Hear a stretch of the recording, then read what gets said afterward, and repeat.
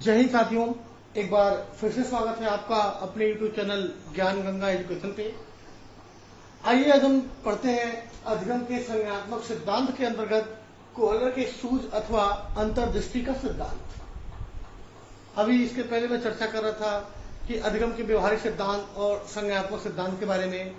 तो ये जो सिद्धांत है सूझ अथवा अंतर्दृष्टि का सिद्धांत, ये सिद्धांत हमारा अधिगम के संज्ञानात्मक सिद्धांत के अंतर्गत आता है। यानी इनका मानना है कि व्यक्ति अपने संज्ञान से, अपने सूझ से या अपने बुद्धि से बेहतर सीखता है। व्यवहारिक गतिविधियों की अपेक्षा बुद्धि से बेहतर तरीके से सीख सकता है। यानी इंसान जो कुछ भी सीखता है उसमें उसका सूझ शामिल होता है, उसकी अंतर्दृष्टि शामिल होता है, उसकी बुद्धि शामिल होती है। आइए जानते हैं। तो कोहलर का पूरा नाम वोल्फगैंग कोहलर, और ये एक जर्मनी के मनोवैज्ञानिक थे जिनका जन्म 1887 में हुआ था।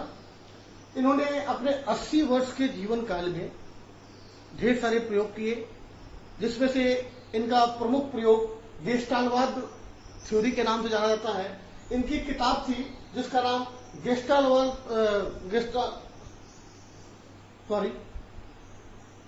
जिनमें प्रमुख गेस्टाल्ट साइकोलॉजी के नाम से फेमस है। इनको गेस्टाल्टवादी मनोवैज्ञानिक भी कहा जाता है। तो आइए जानते हैं इनके प्रयोग के बारे में।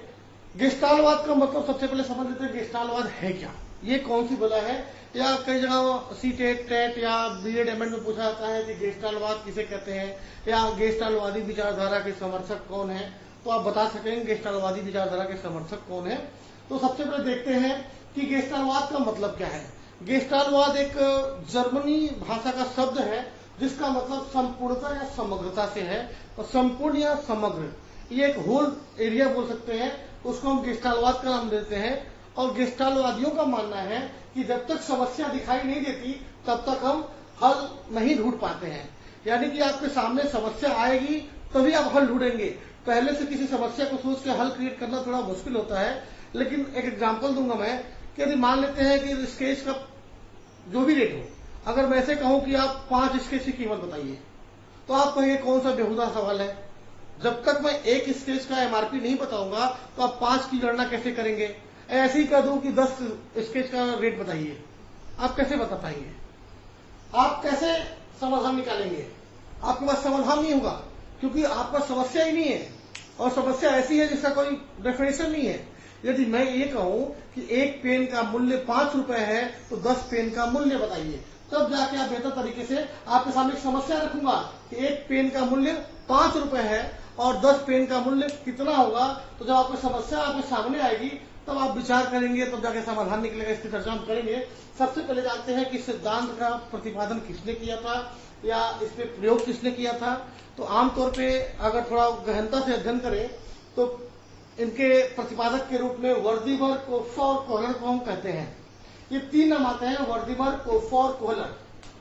अगर तीनों को अलग अलग देख के बारीकी से देखें तो वर्दीमर जो थे इस सिद्धांत के प्रतिपादक थे, इस सिद्धांत के निर्माण करता थे।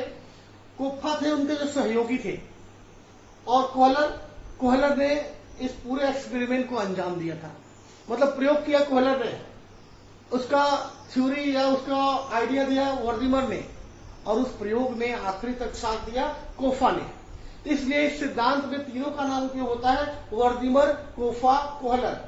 तो एक बार फिर से ध्यान से देख ले कि वर्दीमर महोदय ने प्रतिपादन किया, कोफ्फा ने सहयोगी कार्य किया, और प्रयोग कौन किया, कोहलर ने। अक्सर हमारे परीक्षा में तीनों नाम एक साथ दिखाए जाते हैं और अक्सर तीनों पे टिक लगाते हैं। लेकिन अगर ये कहा जाए कि इनमें से, इन तीनों में से और एक और अन्य कोई नहीं, तो अन्य कोई एक ऑप्शन दे दिया जाए, इनमें इन तीनों में से सूझ के सिद्धांत का प्रतिपादक कौन है। अगर 3 नाम में से किसी को चुनना है, किसे चुनेंगे। सीधी सी बात है वर्दीमर के बारे में। इसका प्रयोगकर्ता कौन है, तो कोहलर। अब इन्होंने जो प्रयोग किया था, ये प्रयोग सन 1909 से प्रारंभ किया। सन 1909 में वर्दीमर ने एक अपनी थ्योरी दी, अपने एक आइडिया दिया कि हम इस मुद्दे पे काम करेंगे, ऐसी बातें करेंगे। तो कोहलर से मिलकर बातचीत की, कोहलर ने अपने सहयोगी कोफ्फा को लिया और 1909 से प्रयोग शुरू किया। 1909 से 6 चिंपांजी पर क्रमशः प्रयोग करते रहे, और 1912 में जाकर उन्होंने एक अपना प्रयोग बेहतर साबित किया, उस प्रयोग के बारे में सबसे पहले चर्चा करेंगे, तब जाके उसको हम सिद्धांत की तरह आएंगे। मैं बात करूंगा कि कोहलर ने जो प्रयोग किया उसमें एक बड़ा सा पिंजरा या बड़ा सा कक्षा या रूम के आकार का एक बड़ा सा पिंजरा रखा और पिंजरे के शीर्ष में जैसा आप देख पा रहे हैं ऊपर में केला अटका दिया। ये मैं दो एक्सपेरिमेंट की बात कर रहा हूँ, दो अलग अलग एक्सपेरिमेंट है लेकिन मैंने एक साथ बना दिया है, आपके समझने में आसानी होगी। उन्होंने पहला एक्सपेरिमेंट जो किया था, पहले एक्सपेरिमेंट में लकड़ी के कुछ छोटे बड़े टुकड़े डाल दिए, 2-3-4 टुकड़े डाल दिए और चिंपांजी को छोड़ दिया और केला अटका दिया। केला काफी ऊपर था, छत से लगा हुआ। चिंपैंजी शुरू में उछल कूद करता है, केला को पाने की कोशिश करता है पर वो केला नहीं पाता है। तो क्या करता है, बैठ के चिंतन करता है, सोचता है, विचार करता है। उसके सामने समस्या आ गई थी कि केला तो पाना है पर कोई उपाय नहीं है। तो क्या करता है, अपने अंतर्दृष्टि का उपयोग करता है और विचार करता है कि मैं कैसे करूं कि मुझे केला प्राप्त हो जाए। और वो करने के बाद उसके अंदर एक सूझ विकसित होती है, एक आइडिया आता है। व्हाट एन आइडिया आता है, वो सोचता है कि क्यों ना इस लकड़ी के गुटके को ऊपर नीचे रखा जाए और हाइट बढ़ाई जाए। उस आइडिया को उसके मन में द्वंद होता है कि क्या सही आइडिया है, और अंत में वो सूझ को स्वीकार कर लेता है, उस आइडिया को स्वीकार कर लेता है। और लकड़ी के गुटके को आप देख पा रहे हैं चित्र में, बहुत अच्छी ड्राइंग तो नहीं है मेरी, फिर भी प्रयास किया हूं कि लकड़ी के गुटके को ऊपर नीचे वो एडजस्ट करना शुरू करता है। बड़े गुटके को नीचे, उसके बाद छोटे गुटके को रखता है, उसके ऊपर चढ़ के केला प्राप्त करने की कोशिश करता हूं, केला पा जाता है। इस प्रयोग में काफी समय लगा। जो चिंपैंजी था, चिंपैंजी का नाम सुल्तान था, काफी फेमस है, बड़ा बेहतरीन क्वेश्चन है ये। CTET या जितनी प्रतियोगिता परीक्षाएं होती है उसमें पूछा जाता है कि कोहलर ने अपने प्रयोग में जिस चिंपैंजी का प्रयोग किया था उसका नाम क्या है। तो आप याद रखेंगे उसका नाम सुल्तान था। पहले इस चिंपैंजी ने यानी सुल्तान ने पहले एक गुटके पे खड़ा होकर केला प्राप्त करने की कोशिश की। जब केला नहीं मिला तो फिर बैठ के फिर सोचने लगा, फिर दूसरे गुटके को उसके ऊपर रखा, फिर जाकर केला की प्राप्ति कर ली। ये एक्सपेरिमेंट एक था। तो कोहलर ने सोचा कि हो सकता है कि पहली बार एक्सपेरिमेंट है, हो सकता है कि अपने आप ऑटोमेटिक हो गया हो या व्यवहारिक रूप से हो गया हो। उसको और अच्छे से साबित करने के लिए और बेहतरीन ढंग से पुख्ता करने के लिए उसने अपना दूसरा प्रयोग किया। दूसरे प्रयोग में उसने क्या किया, उस लकड़ी के गुटके को हटा दिया। इस बार क्या किया, 2-3 छोटी छोटी छड़ी डाल दी जो एक दूसरे में आपस में जोड़ने पर जुड़ सके। इस बार चिंपैंजी सुल्तान के मन में ढेर सारे प्रश्न कि अब तो भूख लगी है, इस बार तो लकड़ी का गुटका भी नहीं, ऐसे कैसे करूंगा। वो फिर से अपनी समस्या को लेकर बैठ जाता है और चिंतन करना शुरू करता है, विचार करना शुरू करता है, अपने सूझ का इस्तेमाल करता है, अपने अंतर्दृष्टि का इस्तेमाल करता है और विचार करता है कि वो जो डंडे रखे, जो छड़ी रखी है, क्यों ना उसको लेकर ट्राई करूं। वो एक छड़ी को लेकर केले को मारने का प्रयास करता है पर वहां पर उसकी पहुंच नहीं हो पाती है। वो क्या करता है, फिर से बैठ के फिर सोचता है और सोच से बार बार दोनों छड़ियों को जोड़ने की कोशिश करता है, कभी आगे की तरफ कभी पीछे की तरफ। और अचानक एक ऐसी स्थिति आती है कि छड़ी आपस में हेड एंड टेल जुड़ जाता है और छड़ी की लंबाई बढ़ जाती है और उसको केले को निकालने का प्रयास करता है। उस सूझ को स्वीकार करता है और दोनों छड़ियों को जोड़ के उस केले को उतारने का प्रयास करता है और अपना समाधान कर लेता है और केला उसे मिल जाता है। इन दोनों प्रयोग को उसने कई बार दोहराया, अन्य चिंपैंजी के ऊपर ही प्रयोग किया और परिणाम लगभग हर बार एक जैसे पाए। तब उन्होंने साबित किया कि यदि व्यक्ति के पास समस्या आएगी तो समाधान अपने सूझ के आधार पे कहीं ना कहीं किसी न किसी ढंग से वो ढूंढ लेगा।